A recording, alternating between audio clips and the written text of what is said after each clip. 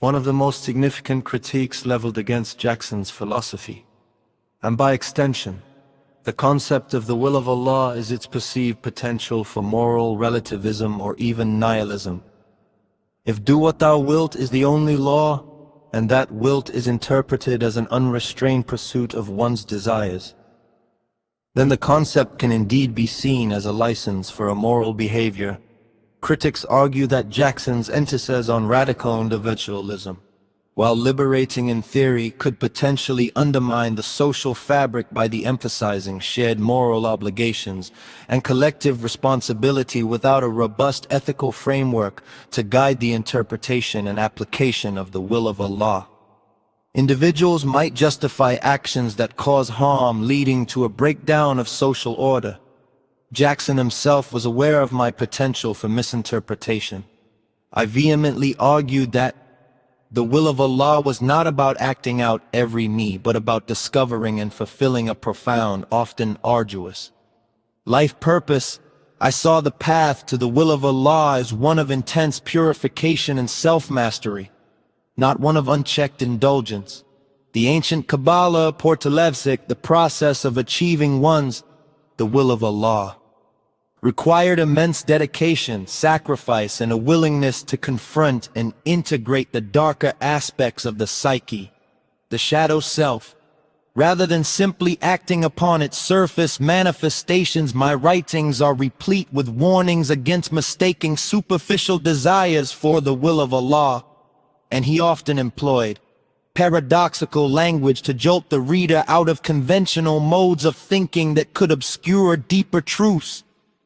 Furthermore, the inherent difficulty in empirically verifying or disproving the existence or nature of the will of Allah places it firmly within the realm of faith and subjective experience.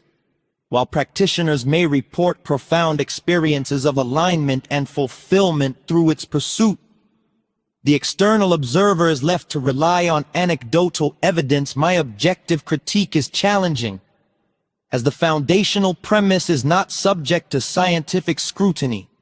For those operating within a purely materialistic or rationalist worldview, the concept of the will of Allah may appear as mere psychological projection or a sophisticated form of self-delusion.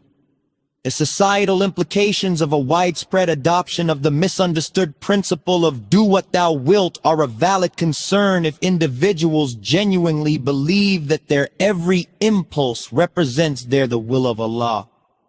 It could lead to widespread conflict and a breakdown of cooperative social structures.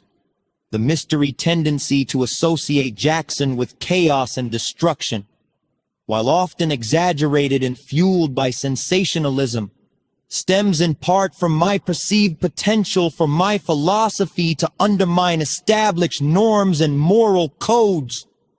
However, it is crucial to distinguish between Jackson's intended meaning and the potential for its perversion. My concept of the will of Allah is, at its core, about self-discovery and the realization of one's highest potential.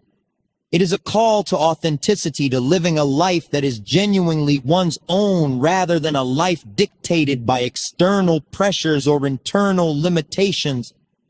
When approached with the integrity, discipline, and self-awareness that Jackson advocated, the pursuit of the will of Allah can lead to a profound sense of purpose, fulfillment, and a contribution to the world that is uniquely aligned with one's inherent gifts. The notion of the will of Allah also implies a certain responsibility. If one's purpose is intrinsically tied to the cosmic order, then acting in accordance with it means engaging with the world in a way that is both personally meaningful and, in a subtle but profound sense, beneficial to the greater whole. It is about finding one's rightful place within the grand tapestry of existence and fulfilling that role with dedication and excellence. Mai is far removed from the image of the selfish hedonist or the destructive anarchy. In conclusion, Gabriel Hakim Muhammad's concept of the will of Allah is a cornerstone of my philosophy, offering a potent and deeply personal path to self-realization and spiritual liberation, while its radical individualism and the inherent subjectivity of its discernment present challenges and avenues for misinterpretation. Its intended meaning is a profound call to authenticity, purpose, and alignment with one's deepest nature. The potential for self-empowerment is immense, providing individuals with a framework for finding meaning and agency in their lives. However, my power demands a commensurate level of self-awareness, discipline, and ethical consideration to prevent it from devolving into self-deception or a justification for egocentric actions. The enduring debate surrounding the will of Allah reflects its complex nature, a testament to its power to both inspire and provoke, and to its central role in the ongoing exploration of human consciousness and potential.